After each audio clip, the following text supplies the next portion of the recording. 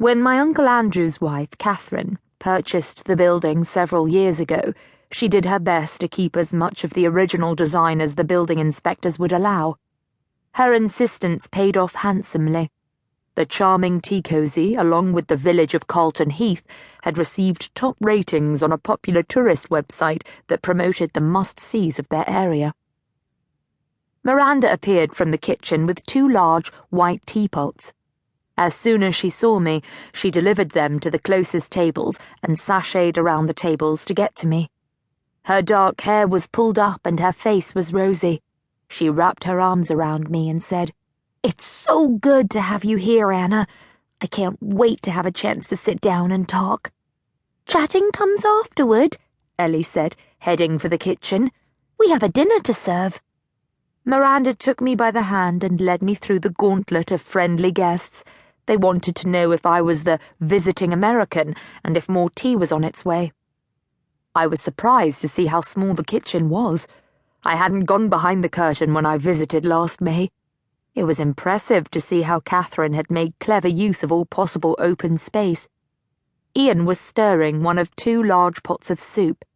He put the spoon down and slid over to greet me with a kiss on the cheek.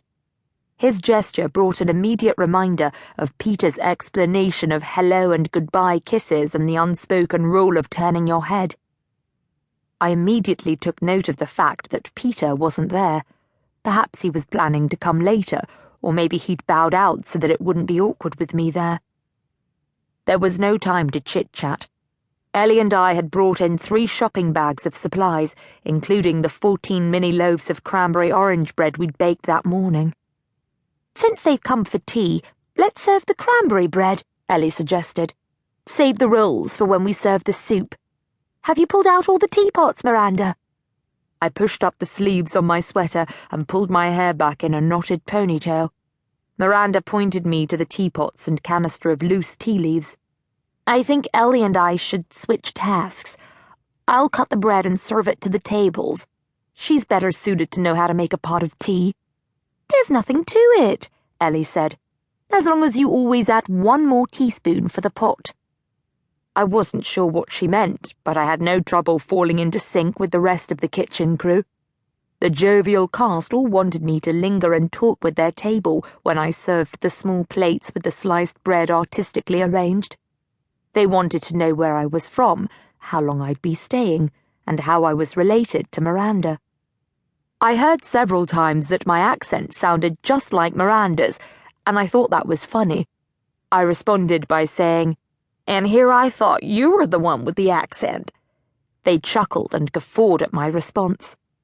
I told Miranda what they said when I returned to the kitchen and started stacking up soup bowls next to the stove. "It feels like I've stepped into an alternate universe each time I go back out there." Miranda smiled. "What would a group like this be doing in Minnesota right now, do you suppose? They'd probably be playing bingo in the church hall, or having a white elephant gift exchange and eating way too many Christmas cookies and homemade fudge. And let me guess," Miranda added, "the women wouldn't be wearing silly caps with ringlets and 50-year-old fuzzy sweaters.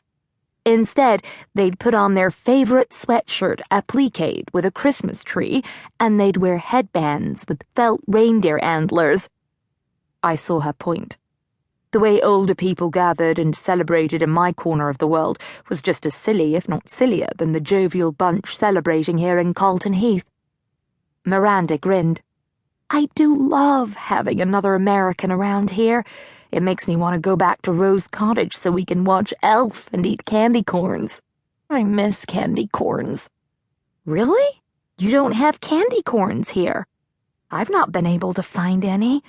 What I miss even more is Ghirardelli chocolate chips. I used to live in San Francisco, so to me there is no better chocolate in the world.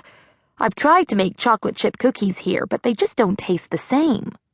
"Well then, when I go home, I'll be sure to put together a care package for you with candy corns and